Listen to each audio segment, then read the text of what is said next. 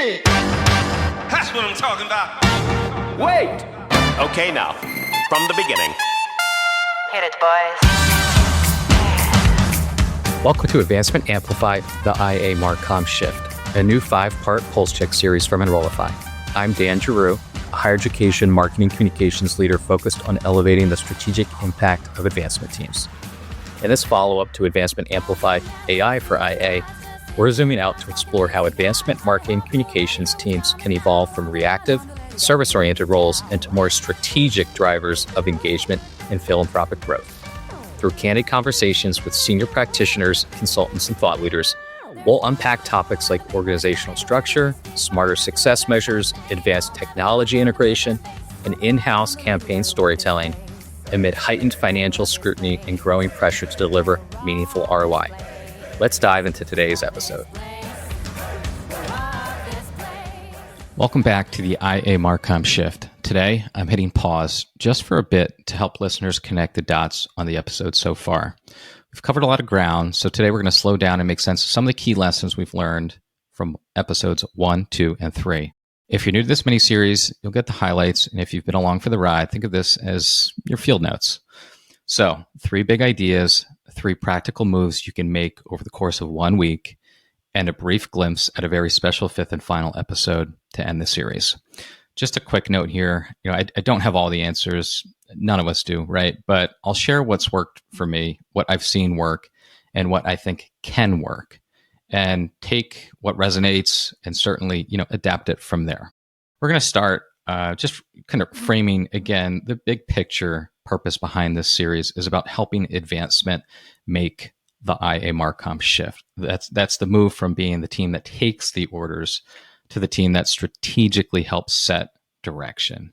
So less about outputs, more about outcomes. One thing before we dive in, as a field, we're really great at post-analysis. We're less great at planning forward. And that's really the crux of this episode. Episode 4 of this series is about the forward part. First, we'll cover what I'm calling stop, start, scale, where we'll name a couple of habits to retire, some strategic behaviors to start, and a few practices worth scaling. And these are really inspired by my conversation in episode 1 with Terry Flannery. Second, we'll touch on designing structure for reality. So we all know budgets are tight, people are stretched all over the place. Let's look at possible structures and practices inspired by episode 2 with Melissa Fincher and Shanna Hocking that can help you design a better reality. And lastly, we'll take those 2 key lessons and build off of it by showing you how to make your collaboration, how to make your work more visible. So that entails effectively engaging advancement leadership, maybe your central MarCom partners, and others, and setting priorities with less chaos, less drama, and allowing partners to be part of that process. So those trade-offs that often need to be made are feeling fair, ultimately. Each section ends with a move you can run this week. And if you're listening while driving, doing yard work, what have you, I'll recap them at the end and we'll drop them in the show notes. All right, let's put this into practice. So 3 buckets: what to stop, what to start, what to scale. Let's stop allowing MarCom to be treated as an output factory, a content factory, as Terry Flannery also jokingly referred to in episode 1, pizza orders. Most of us have experienced and seen it, whether it's solicitations, press releases, gift announcements, some other manner of marketing communication type work, where a colleague, a senior leader, a partner dictates the format and things that they need us to say, and often skipping sharing insight into the purpose of the outreach, purpose of this audience receiving this message, and what we ultimately want them to do as a result of it. So we end up fulfilling those orders as opposed to being able to help shape perhaps a better solution, a better direction. Another common pattern, which I like to call make it pretty. So oftentimes, maybe content will come to us already drafted, and it's just an ask for your design team, your creative director, whoever, to just make it look pretty, right? In some cases, that's okay. But if you're consistently seeing that as a trend, as a pattern, it's a red flag. You need to pause and ask, what decisions are we supporting? What should our audience do next? If you can't, you're likely doing more decorating than you are communicating. And then yet a third and final practice we need to stop is getting caught in, and this might be perhaps the biggest, a dangerous cycle of high volume requests where colleagues, depending on your scope of responsibility, might be constantly putting in asks for support from all manner of advancement. And what that does is it prevents you from having the time to act more proactively, to be more strategic, to focus more on outcomes. And so these approaches cost valuable internal resources, aka your time, but as well as other members' time and other hard costs, and prevent larger opportunities from being pursued that better connect your team's work to true institutional priorities. All right, now let's start getting involved before the tactics are decided.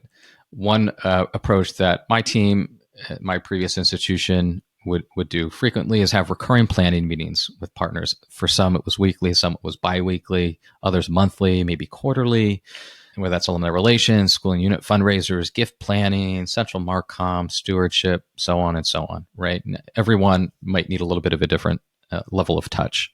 Get into dialogue early together so that you can get ahead of what to anticipate. And then when those requests come in together, as much as possible, it's helpful to ensure that you're on the same page in outlining the purpose, the audience, any important considerations or trade-offs that might need to be decided before tactics are ultimately chosen. So that way, MarCom isn't just, again, fulfilling an order, but helping shape that direction with the partners. Terry Flannery in episode 1 also made another great point, which is that as marketing communication professionals, our discipline sees perhaps a widest view of teams and stakeholders because we collaborate with so many different groups. We should be using that to our advantage and informing the choices at the front end that we're making with select partners who don't have perhaps the exposure that we do. So advancement MarCom should really always be kind of keeping an eye toward three things: a read on who's got to hear what's being requested of you, donors, alumni, internal leaders, and why. The second is the purpose of the action or the content being created or the announcement. What change are we trying to affect? What change are we trying to create? And then third, a couple of ways to leverage the moment well. Ideally, if you're investing time, energy, resources in creating, then you want to be using that material in more than just one area. Let's not forget that when you're invited into the rooms with senior leaders for conversations, to carry yourself like you belong there. So being calm, being well prepared, and to the best of your ability, focused on helping facilitate choices. And confidence goes a long way when you're helping others to view you and your team differently than the way that they historically do. So be prepared, be prepared, be prepared. And lastly, scale. So we've covered stop, start, and now scale. Reporting on movement, not necessarily activity. Leaders care about signs that relationships, that reputation are getting stronger. Trust is moving in the right direction. Perceived quality, pride of affiliation. And I know this can be challenging for a variety of reasons and limitations, but do the best that you can to track these type of higher value indicators over time and connect them to the specific efforts your team is helping undertake. And it doesn't need to be overly robust. It could be just a simple monthly view that answers basic questions like what moved and for whom, what we think caused that, and what will change next month, plus any decision that we might need to get from leadership. This keeps leaders informed without having to drag them into weeds, which, let's be honest, often sows as much confusion as it does clarity. So this week's move is inspired by key takeaways in episode 1, our book 1 30-minute planning chat with a partner before, or maybe even just after, a new request starts. Ask them to fill out a one-page brief together with you that covers essential information, the goal, the audience, any barriers, what are the proof points, and what's that desired action. So this approach helps to counter the pizza order issue. All right, with those basics in place, let's have an honest conversation about constraints. So the reality check for most advancement divisions and MarCom teams are budgets are tight and getting tighter. Teams are small, in some cases, getting smaller. Requests aren't slowing down. In many cases, they're picking up. The head counts aren't growing. Stagnation is probably mostly prevalent, if not even some reduction. And even outside help. So independent contractors, freelancers can really be challenging to secure funding for in this kind of environment. So the plan has to be practical, clear, and repeatable. All right. And when I talk about structures, what I really mean are these 5 core elements. Who leads what? How requests come in, how decisions move, when you meet, and which tools you use to do the work. So keep in mind, your structure must work for your context. There isn't a single org chart that fits every campus. It's probably one of the most commonly asked questions that I receive. What structure is best? And there's so many different factors: culture, size, resourcing. Are you in a campaign? Are you not in a campaign?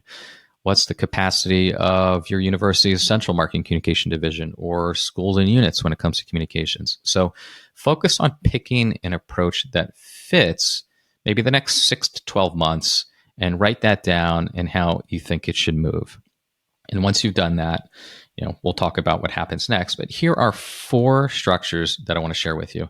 And there might be more. There might be variations of these. There is no book on advancement marketing communication structures, but there are that I've been part of, that I've witnessed, and that seem to be interesting ideas to explore for the next couple of years as the landscape in higher education and advancement continues to evolve. So first, it's what I call the embedded hub hybrid. So in this model, advancement communication still leads the day-to-day work. You might have a school, each school or unit with a communicator.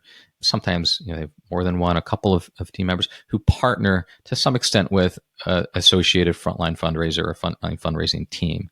And those same school or unit communicators may or may not also have a dotted line to central in the event for brand, creative standards, and so forth. This is good to use when speed near the field is important, but brand consistency also matters as well, right? So advancement still sets the priorities with development. Central MarCom will probably be in the picture for sign-offs on brand and voice of major assets and certainly campaigns. And the trade-off to call out is there's more coordination time. It also requires a clear who approves what list to prevent rework and duplicative work, again, that can lead to wasted resources. So an example here, let's just say maybe a mid-sized institution.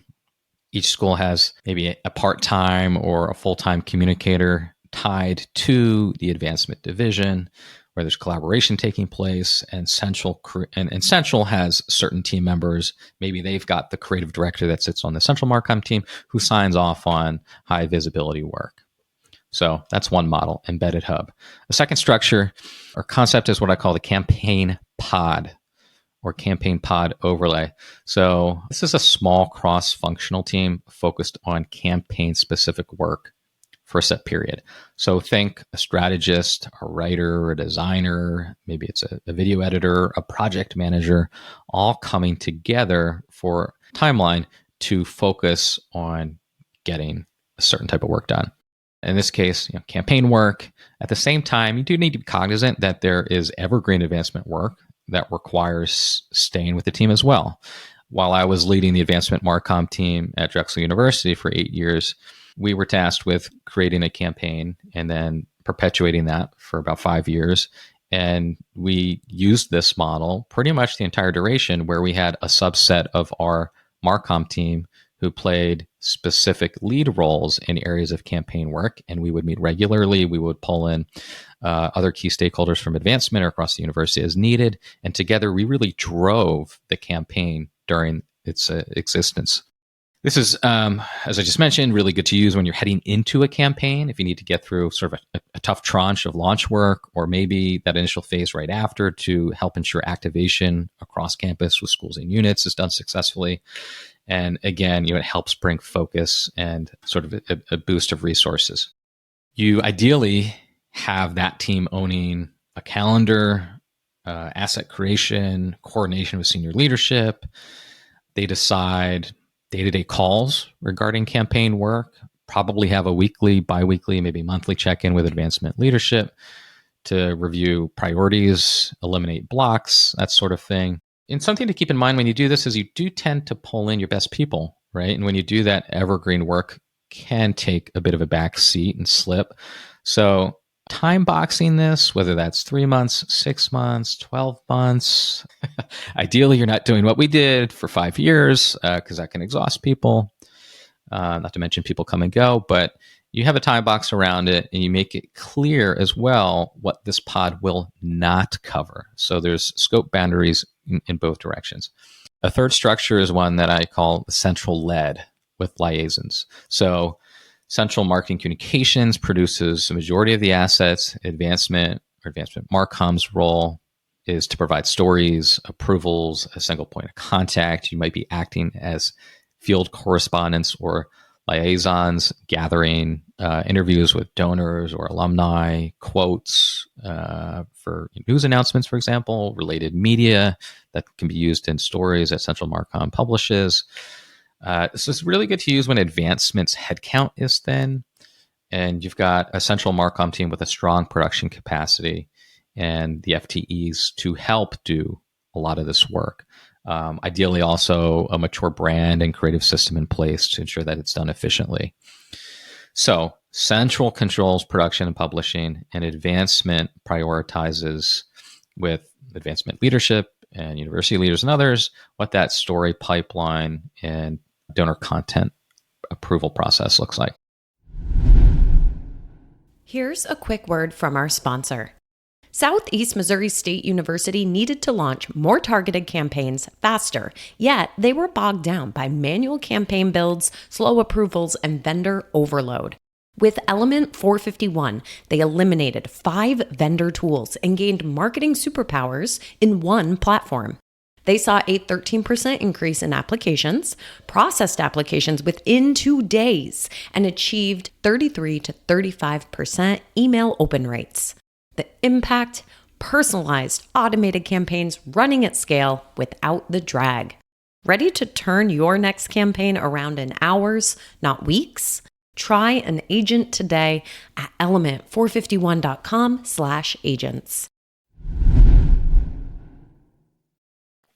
So advancement needs in this situation can be met more slowly. That's the trade-off. If Central MarCom is busy because they probably have a robust scope of responsibility, advancement isn't their only partner, having maybe a tiered service system in place so there's clarity on what kinds of work gets done how, and then also we'll call it an urgent request route. So ensuring that there's a process in place to clear a path for when something really timely, really urgent comes in that you're collaborating on together.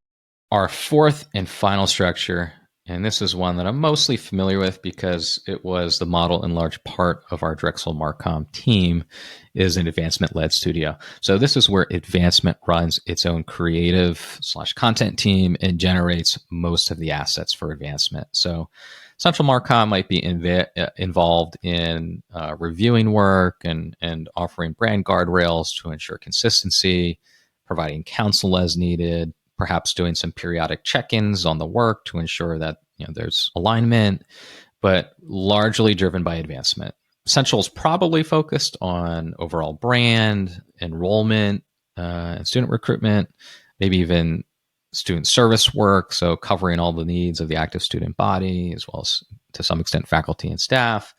Also good when they're at capacity and they simply just can't think about servicing advancement in any meaningful way. So advancement has a high degree of direct control in meeting the work that needs to get done. Trade-offs here, there is some risk of drift between strategic initiatives if guardrails are weak. One of the challenges that our team at Drexel experienced was there was a big brand and we'll call it influencer campaign out in the marketplace for essentially the life of the public phase of the comprehensive campaign. So we had 2 big campaigns out there communicating to, I'd say, mostly different audiences, but there was some overlap, and that really required some careful choreography to ensure that we were regularly checking in and aware of what the other was doing and not in unintended ways competing for share of voice, etc. So fourth and final, advancement-led studio. Think about these four models, think about variations, what you might like from one, but want to combine with another. All that is okay. I want to offer 6 questions that you should be thinking about, maybe out loud actually, as you weigh that. First is team size and skills. Do you have the writers, the designers, the digital marketers, project managers? So what talent do you have? What skills do you have? And what are you lacking? Brand maturity. So are standards clear? Are they current? Again, are you in a campaign? Do you need to worry about another big campaign at the same time? As I just mentioned, campaign phase, number 3. So do you need a time box push? As I mentioned, could be a couple of months, could be a year, but standing up a subgroup dedicated to campaign work is a great approach. Fourth is the relationship, which we've talked about a lot, between advancement MarCom and central MarCom. So what's central's capacity? What's the trust look like between these two entities? What are those service levels that I mentioned look like? Do they need to be made clearer? Should you have recurring touch bases and planning meetings? The fifth question is complexity. So institutions run the gamut, right? Some only have a couple of schools and colleges under their umbrella. Some are really large and diverse and have museums and academic medical centers and really robust research and complicated compliance that adds steps. So you need to be thinking about the level of complexity. And then tools, calendars, project management systems, intake briefs, all of these can help or hinder, if not used well or not used at all, how that work gets done. So again, if the choice for you and your team, your institution isn't obvious, pick the one that you think is the closest and feel free to riff off of it and create a version that works well for you for, let's say, maybe the next 6 months of work.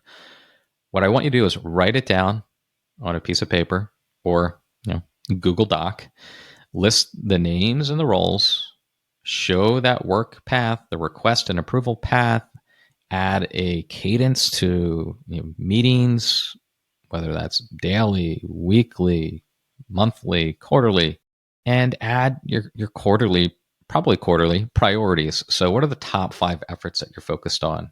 Who are the owners? What are the expected results? Key review dates or milestones? And just really frame this out. Once you have that done, what your next best step is probably share it with your supervisor, maybe share it with a couple of your team members, depending on the size of your team or how your team is currently structured. Any trusted colleagues that you have as well can be helpful. That might be a central MarCom counterpart, a school or unit communicator that you work with a lot, frontline fundraiser, or if you are a member of your advancement senior leadership team, maybe it's ready for prime time with your senior vice president or other advancement leaders. So start to have some conversation around this and see where that goes. I would say if you served it up with one question, ask what they'd change to make it workable next month. So that will give them an opportunity to express what maybe they like or don't like about it, but also more importantly, start building support because they've been involved in helping you shape it, right? So equally important there. All right. So we've covered how to design a structure that is more effective than ideally the one that you're using right now. Moving on to our third big part of today is making collaboration visible. So we've drafted how work moves, as I just mentioned, and we started to socialize that. Now we need to let people actually see the work. So those priorities that you've identified make sense. There's alignment around those. And if trade-offs and perhaps challenging conversations need to take place, that there's space for that, and then it can actually be understood and supported.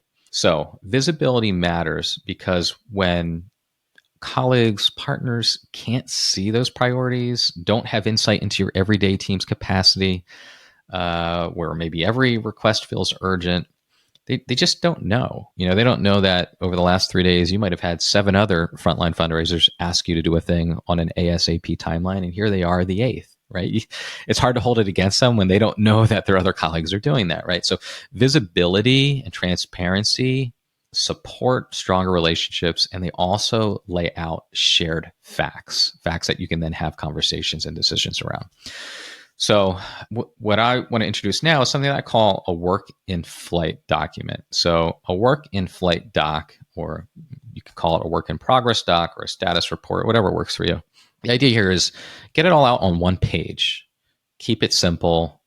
If you're doing a spreadsheet, maybe your columns are priority level, project, goal, owner, status. For my development communications team, we used a status indicator, kind of things that were active, things that were pending or on hold, and then a parking lot, red stuff for projects that have been mentioned, but we're not able to get off the ground yet, or missing critical information before we may be able to do so. So you want to start to map out all those relevant context information, key decision dates, any blockers, that sort of thing. What I think is going to be your first inclination is to dump every communication, every marketing project in there, right? But what I would say is try to limit it if you can, or maybe start that, but whittle it down to ultimately maybe the top 5 efforts that your team's working on, and then put everything else into one of those different types of categories that I mentioned. I think having a top 5 approach forces real conversations, real choices, and trade-offs to be made more visible. Supporting that, if you can, is to develop a calendar view. So pair a calendar view that matches what happens on an ongoing basis, the institutional level board meetings, key deadlines like aligned to the fiscal calendar.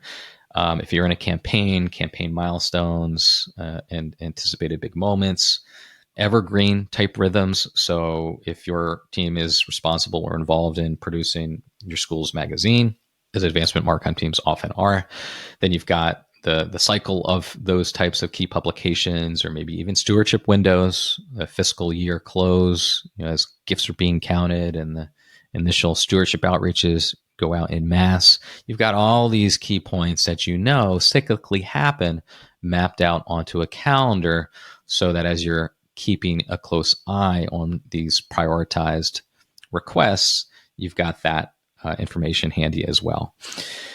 And then you're going to use your project brief intake form that we mentioned earlier on to support you as well as you continue to get these requests coming in. And as we mentioned, identifying goals, audiences, barriers, proof points, actions. So if any of that information is missing, I'd suggest parking that project in that next category until it's resolved. And one way to resolve those is to have these weekly or maybe bi-weekly stand-ups where you've got team members and close colleagues that are involved in this work that you're focusing on, getting together and looking at that spreadsheet together, helping solve for challenges. How are you moving the work forward? Having a simple and fair triage approach as part of that really is important. So again, whether it's now, next, later, or whatever works for you, that gives a framework for conversation to continue to happen. And what it won't do is inevitably lead your MarCom team to burnout, right? Which is the constant concern if you're not staying on top of a good intake process, getting the information that you need, making decisions, having leadership involved in backing your decisions or making the decisions for you when that might be necessary. So having a fair triage approach be integrated is essential. That also enables you to really say no or not now, and to decline requests with less friction, right? You can say, well, we're focused on these 3 things this week, but might be able to jump onto that next week. Do you have an upcoming donor meeting that you're trying to hit? Let's talk about what we may be able to do. We could deliver a streamlined version of what you asked for by date X, or if you want to wait a little bit longer, we could give you an expanded version for date Y, right? So now you have a dialogue around this as a push and a pull. And I'd also say just be prepared. There's going to be exceptions that are going to need to jump the line. We probably could write down who those people are: your senior vice president, the president or chancellor of a university, some other key people. Define who those people are, right? And how that work may come in and impact your work in flight, your work in progress. So having things identified that might drop when that happens.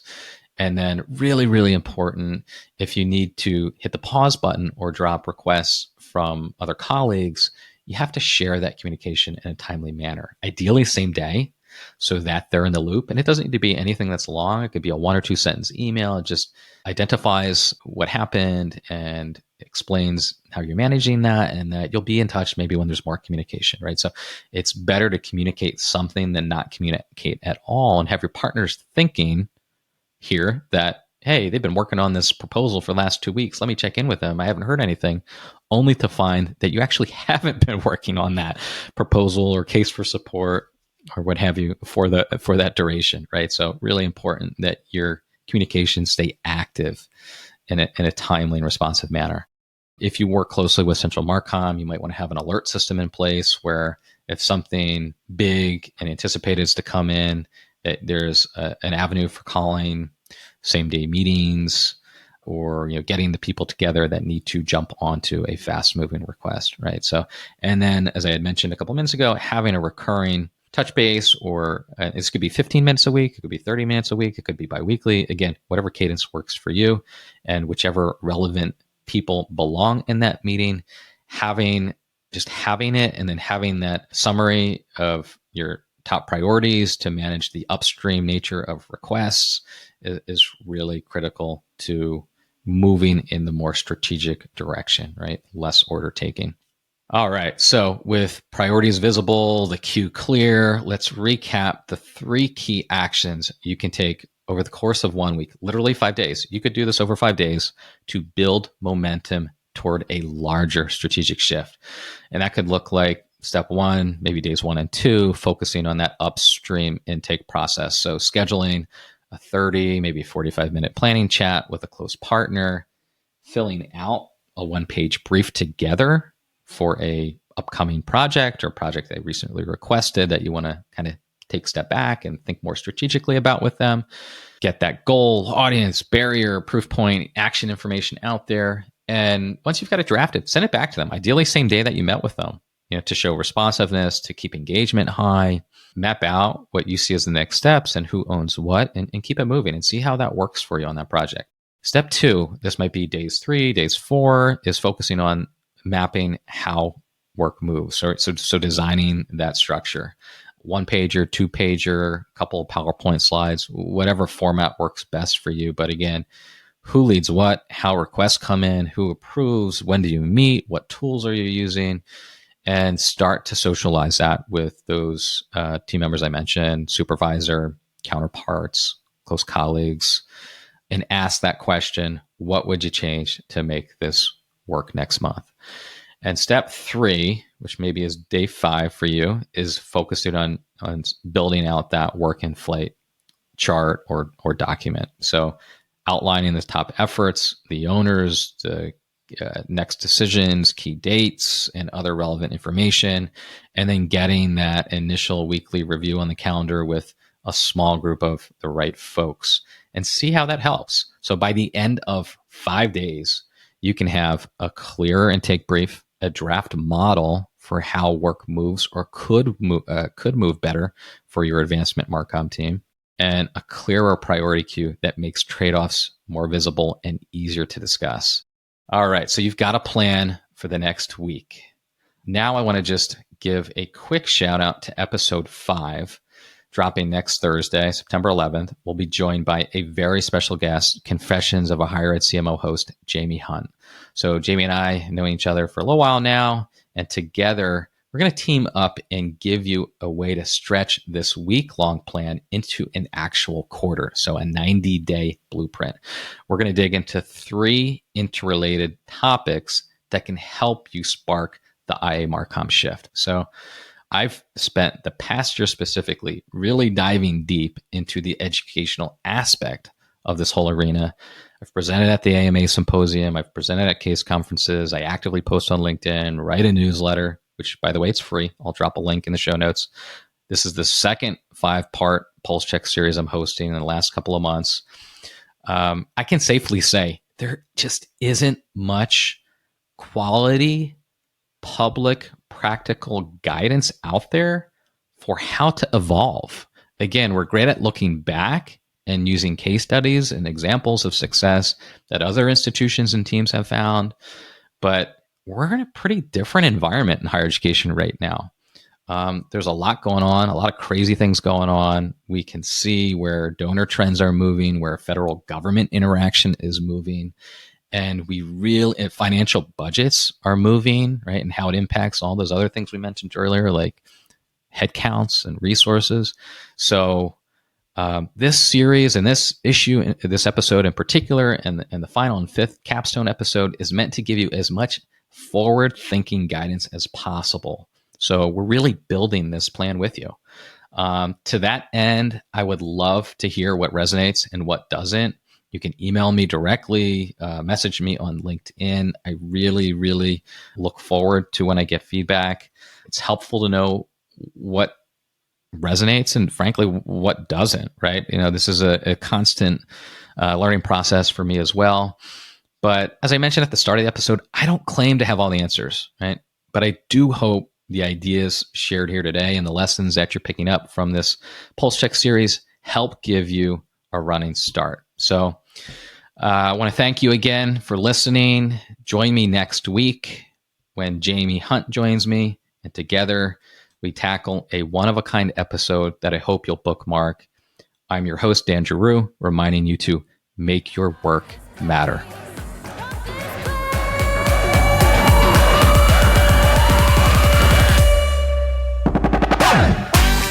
This Pulse Check mini-series has been brought to you by Element 451, the next generation AI student engagement platform helping institutions create meaningful and personalized interactions with students. Learn more at element451.com.